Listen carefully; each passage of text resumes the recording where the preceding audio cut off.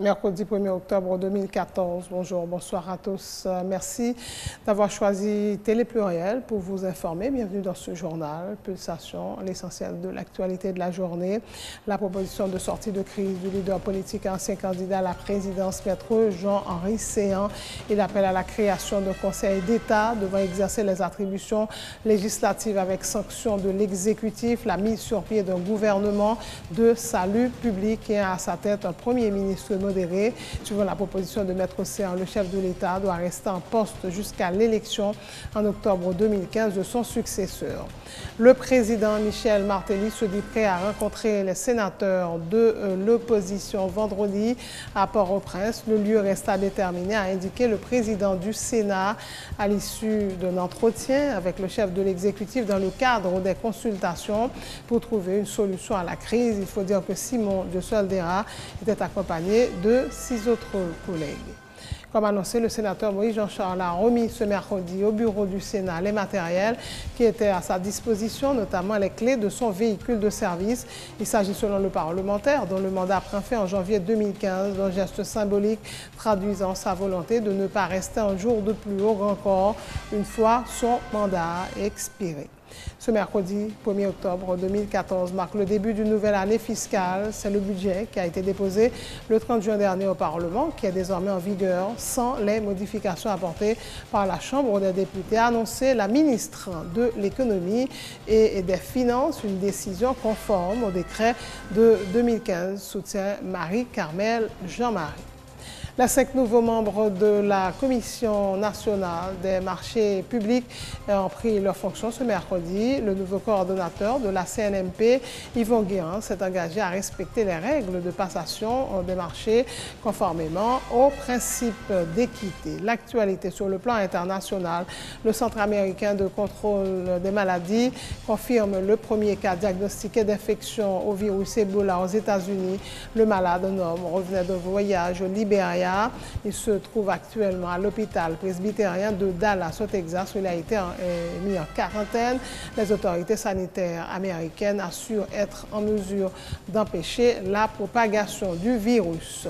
Au moins 10 morts à Donetsk dans un bombardement ayant touché un taxi collectif et une école ce mercredi lors de la rentrée différée des classes en zone rebelle. Malgré la trêve, les hostilités se poursuivent entre les soldats ukrainiens et les séparatistes pro-russes.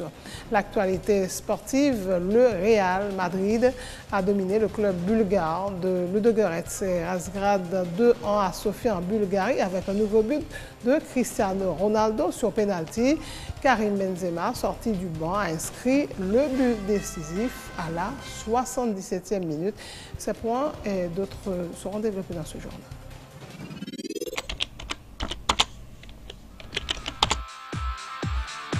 Bienvenue dans cette édition d'Information Pulsation, l'essentiel de l'actualité de la journée. Merci de votre fidélité. Bienvenue dans ce premier numéro de Pulsation Week-end.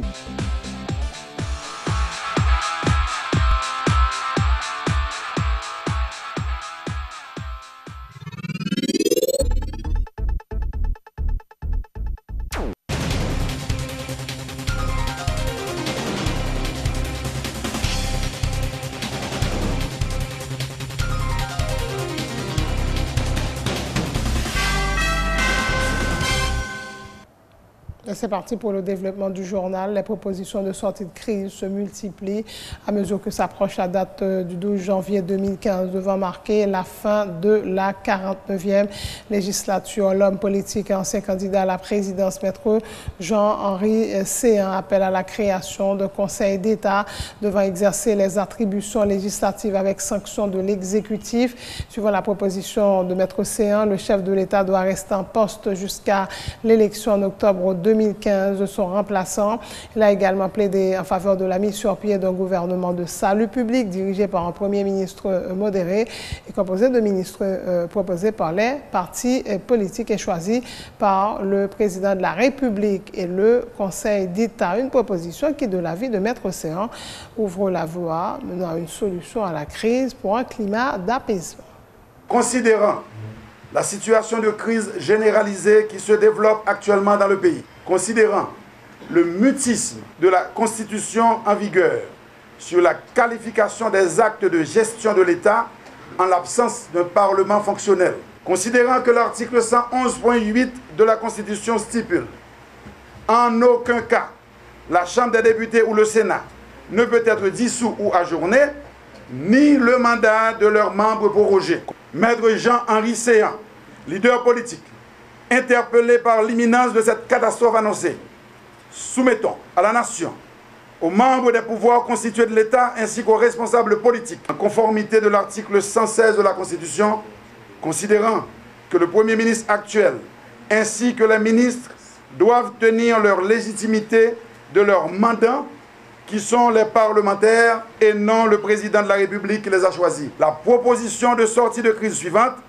qui pourra servir de base à cette grande entente nationale tant souhaitée. 1. Le président de la République reste en fonction jusqu'à la fin de son mandat constitutionnel. 2. Un conseil d'État sera créé. 3. Un gouvernement de salut public sera installé avec à sa tête un Premier ministre de modération. 4.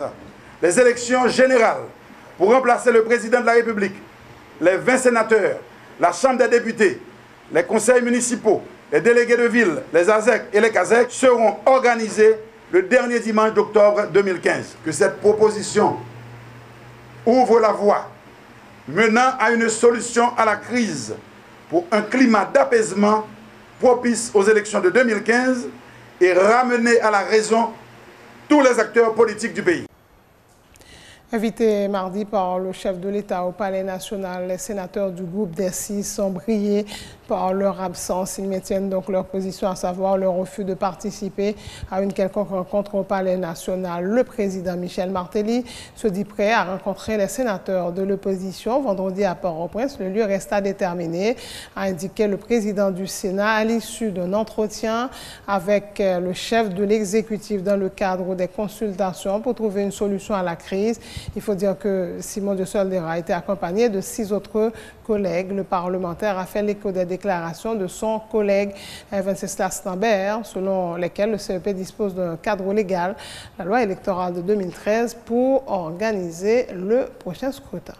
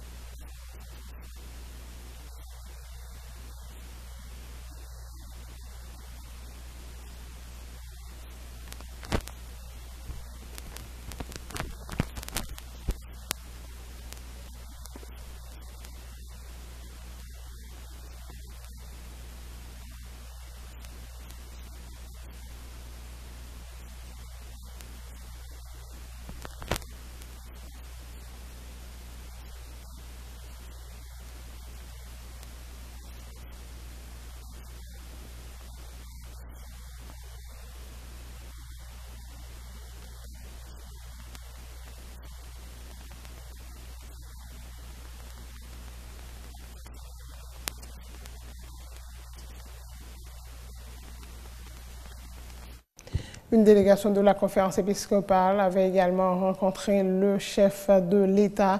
Le vice-président de la CEH, Monseigneur Pierre-Antoine Polo, a appelé à la poursuite du dialogue pour éviter un vide institutionnel. Début 2015, Monseigneur Polo dit souhaiter vivement que les sénateurs de l'opposition participent aux prochaines discussions avec le chef de l'État. Comme j'ai rencontré tout secteur dans le pays, et là, continue à rencontrer toujours. Et puis, il était bon que ça, bon, tout pour le rencontrer avec l'évêque. Ouais, ça, je pensé de situation, ça, donc situation politique pays. Surtout, ça qui est en rapport avec élection, etc. Eh bien, nous te dit ça, nous pensons. Et nous croyons toujours dialogue possible. Nous croyons toujours que l'État bon, que secteur dans opposition, parti dans opposition, fait tout ça capable pour te rencontrer avec secteur ça, tout bon vrai. Et même si on t'a demandé que c'est une autre côté qui pas dans palais pour te rencontrer avec eux, fait tout ça capable, fait effort ça, dépassement ça, pour te rencontrer avec le secteur qui est en opposition. Nous ne venons pas là comprendre sur question de médiation, nous venons simplement comme nous dans tout secteur donc société civile, nous venons là tout, eh bien pour nous dire ça, nous comprendre dans situation politique là, et du président, mais opinion pas nous dans la situation ça. Quelle lecture nous fait de climat politique là? Bon, il n'est pas bon, tout le monde aime que comprendre que dès qu'on a une crise, qu'on a une crise, il y a une solution. Tout simplement, on ne peut pas aimer, j'en dis. Personne ne peut pas aimer. Ça y est là. Après, c'est un ring, on comprend, etc. Le président Michel Martelly a lui réaffirmé sa volonté de dialoguer avec tous les secteurs en vue de parvenir à une résolution de la crise. Il assure ne chercher aucune satisfaction personnelle, mais entend privilégier les intérêts du pays. Il s'agit de rencontrer tout le monde net et satisfaire par satisfaction pas. Son bail que m'a cherché pour nous joindre pour le pays. Donc moi-même, c'est pour moi-même vie pas me satisfaire, c'est pour nous ça que je me faire. C'est pour être tête droite, tête frette pour me rencontrer avec tout le secteur jusqu'à ce que nous voyons ça déjà. Voilà, une brève déclaration du chef de l'État à l'issue de la rencontre de mardi. Comme annoncé, le sénateur Moïse Jean-Charles a remis ce mercredi au bureau du Sénat les matériels qui étaient à sa disposition, notamment les clés de son véhicule de service. Il s'agit, selon le parlementaire, dont le mandat prend fin en janvier 2015, d'un geste symbolique traduisant sa volonté de ne pas rester un jour de plus. Encore une fois, son mandat arrivé à expiration. Le sénateur du Nord continue d'appeler au départ du président Michel Martelly et dénonce une frange de la communauté internationale qui chercherait à influencer des leaders politiques haïtiens pour leur porter à soutenir la proposition de prorogation des mandats des élus après le deuxième lundi de janvier 2015. Jodi, nous venons remettre matériel qui n'amène nous, clé bio qui n'amène nous, sans façon pour nous capable montrer tout le monde, nous ne pas entrer dans la logique, dans la question prolongation mandat, dans la question prolongation mandat, soit ambassade, gros pays ou bien pouvoir place là, à utiliser un série de secteurs dans le pays, particulièrement un série de partis politiques, pour être capable de parler dans toute radio, dans toute télévision, pour être capable d'encourager les gens à entrer dans la logique, question prolongation mandat. Nous avons des différents secteurs qui ont opiné. Action ça qui pose là, je crois que seul gens pour maternité sous pouvoir, c'est si nous sommes d'accord, ou bien si l'autre collègue est d'accord, pour nous traiter comme sénateur de la République. Est-ce que geste n'est pas symptomatique d'une démission, sénateur Moïse? Non. Mandat non li clair. L'a fini deuxième semaine de janvier 2015. Nous pas qu'à faire peuple haïtien ça. Nous avons un mandat, nous pour nous couper. Mais tout, nous-mêmes tout faut couper en bas principe. Mandat nous a fini deuxième semaine de janvier 2015. Et bien nous pas passer un jour en plus, un jour en moins. Qui donc, action ça aujourd'hui, c'est des signaux, nous voyons tout le monde pour nous dire pas de question de prolongation mandat. Qui donc, si nous étions, Martelly pour arrêter, si nous étions, c'est un coup nous allons cautionner tout le paquet de Martelly. Côté peuple haïtien, sont passé à peu près 4 ans en bas M. Martelly avec Laurent Lamotte. Et pour moi-même, sénateur de la République, qui est en face Martelly, qui a dénoncé des dérives, qui n'est pas d'accord avec la question, pour capable de décapitaliser la couche moyenne, qui a fini avec tout le monde dans le pays, qui veut mettre la dictature dans le pays, eh bien nous finissons. Le vice-président du Sénat, André Richer, banalise la décision du sénateur Moïse Jean-Charles. Il s'interroge d'ailleurs sur la capacité de son collègue du Nord à assumer les fonctions qu'il prétend occuper dans le pays. André Richer reste accroché à la proposition de son parti, l'OPL, sur laquelle les élus doivent rester en fonction jusqu'à l'élection de leur remplaçant. Un scrutin qui doit se dérouler durant le premier trimestre 2015 ou plus tard. Moïse peut bien venir déposer sa voiture ici au Sénat. D'ailleurs, Moïse va monter dans la machine chaque jour dans une. Donc ça veut dire que c'est parce qu'il va tuer la République si Moïse dépose sa voiture ici. Ce qui est important, c'est quelle est la capacité de Moïse d'assumer ses responsabilités face à responsabilité lui entendre occuper dans le pays. Donc c'est pour l'exprimer.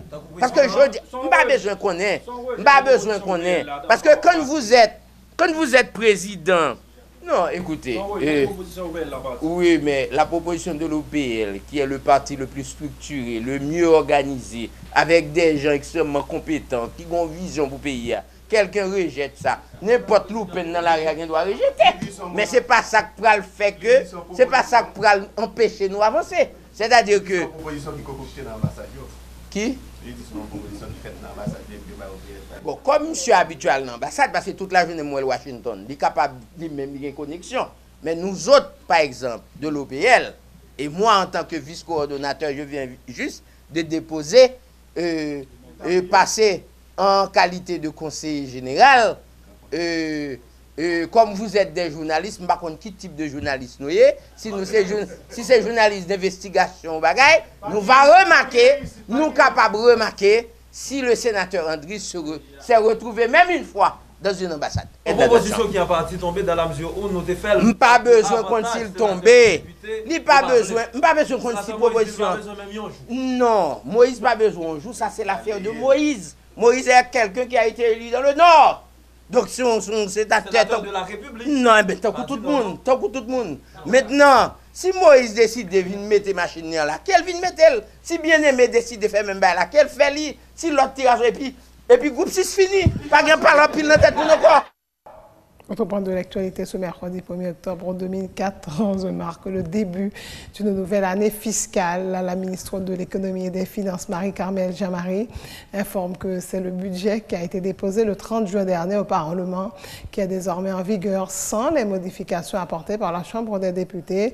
La ministre informe que cette décision est conforme au décret de 2005 et soutient qu'inévitablement les prix des produits pétroliers devaient être revus à la hausse sur le marché local. Elle assure que l'État travaille continuellement à l'amélioration des conditions de vie de la population, mais que pour parvenir à cette fin, il doit avoir les moyens de sa politique. Pas adopter budget Chambre des députés a été voté.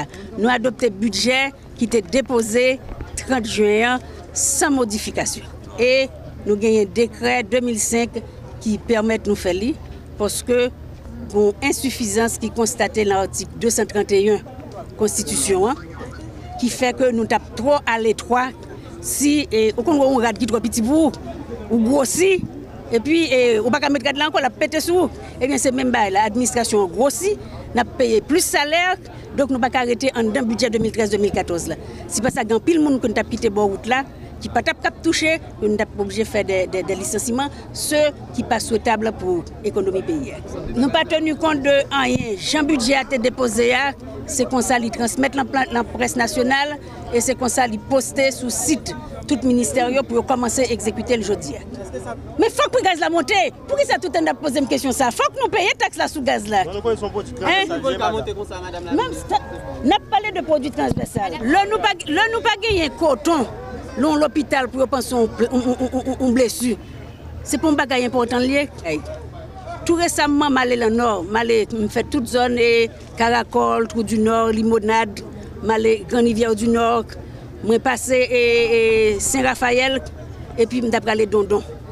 Là, pour aller Dondon, il y a une manifestation, sur la route là est bloquée, je suis obligé de passer par une route intérieure. Et bien, je retrouve, nous coller dans la boue. Quand nous collons dans la boue, nous collons juste en face une petite exploitation quand côté moun y a fait sirop. nous descendons, nous rentrons dans le garder. Eh bien, son bagage qui pitoyable à voir. Pour dans quelles conditions nous avons gagné vie. C'est-à-dire nous mal à bout, tu as deux bœufs maigres qui vivent au moulin qui pas même dedans encore. Donc ça veut dire qu'elle mettait canon, 80% juillet arrêté en dedans canon, c'est 20% seulement le joindre pour faire siroir pour vivre. Est-ce que nous pensons paysans ça la soucier que gasoline ou bien gazoil monté? Ça qui intéresse lui, c'est qui Jean l'État a fait pour aider à améliorer les conditions. Donc d'où nécessité, il faut que l'État taxe les produits. Depuis mars 2011, il n'a pas jamais taxé. Ça veut dire que nous avons un libre depuis mars 2011. Tout le monde qui a auto que nous avons un libre là sous le développement pays. Donc nous arrivons au moment là qu'on est là. Si nous ne pas fait li, eh bien, ça l'est employé au pape payer. C'est un budget qui n'a pas reçu l'autorisation du Parlement qui a été adopté ce mercredi, a indiqué le président de la Commission économie et finances du Sénat, Jocelyn Brivert. Le sénateur Denip ajoute que le chef de l'État peut toujours convoquer la Chambre basse à l'extraordinaire pour plancher en deuxième lecture sur le projet de budget, mais dès qu'il aura été voté au Sénat de la République. En 2012-2013, nous avons fait face à la même situation. Nous avons un budget qui était voté par la Chambre des députés avec des amendements, ou nous avons un budget qui était voté par le Sénat avec de nouveaux amendements. Il n'y a pas eu un vote dans les mêmes termes et le gouvernement avait publié le texte. Mais c'était publié un texte qui pris en compte les amendements apportés par les deux chambres.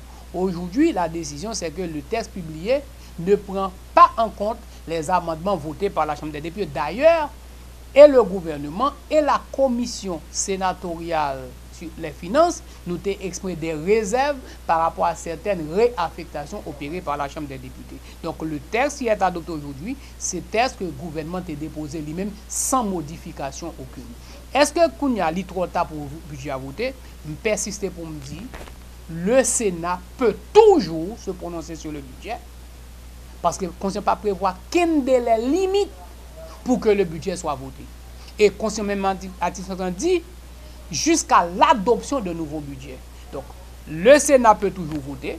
Le président dispose toujours de prérogatives pour convoquer à l'extraordinaire la Chambre des députés au fin d'assurer le nouveau vote. Aujourd'hui, le budget qui est adopté, c'est un budget qui n'a pas reçu l'autorisation du Parlement. Les nouveaux membres de la Commission nationale des marchés publics ont pris leurs fonctions ce mercredi 1er octobre. Il s'agit de Yvon Guérin, coordonnateur, Joseph Lucien Moïse, Sandra Toussaint, Joseph Florian Jean-Marie et Noël Laguerre, membre. Le nouveau coordonnateur de la CNMP s'est engagé à respecter les règles de passation des marchés conformément aux principes d'équité. Robinson Joseph, reportage. Environ 24 heures après leur prestation de serment à la Cour de cassation, les 5 nouveaux membres de la Commission nationale des marchés publics ont été installés ce mercredi dans leurs nouvelles fonctions. Une cérémonie présidée par le secrétaire général adjoint de la primature, Karl Murat-Cantave, qui encourage ces nouveaux fonctionnaires à s'acquitter de leur mission avec professionnalisme et dans le respect des normes. J'invite les 5 nouveaux membres à mesurer les responsabilités qu'ils ont acceptées délibérément et volontairement et à satisfaire les nombreuses attentes de l'administration et de la population qui plaident en faveur d'une saine et durable reconstruction du pays.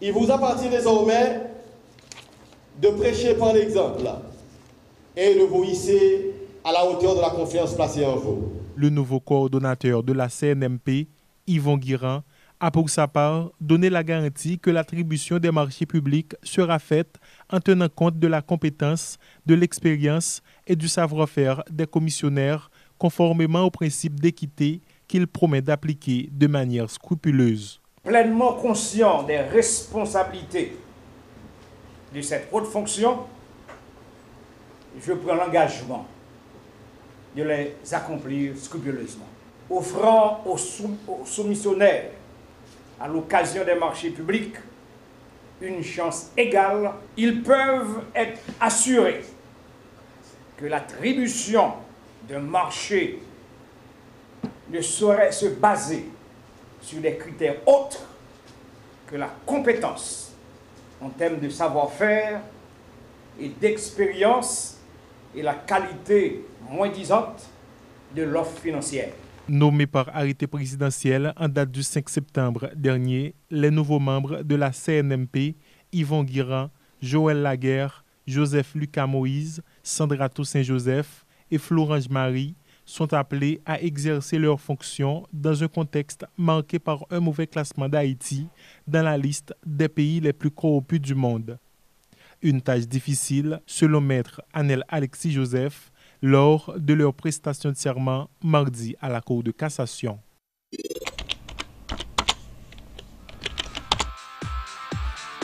Bienvenue à cette édition d'Information Pulsation, l'essentiel de l'actualité de la journée. Merci de votre fidélité. Bienvenue dans ce premier numéro de Pulsation Week-end.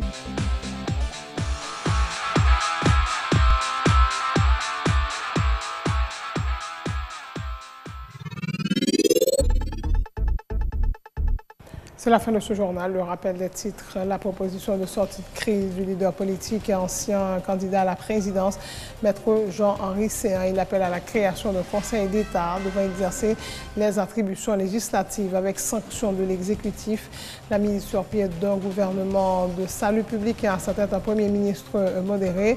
Suivant la proposition de Maître Séan, le chef de l'État doit rester en poste jusqu'à l'élection en octobre 2015 de son successeur.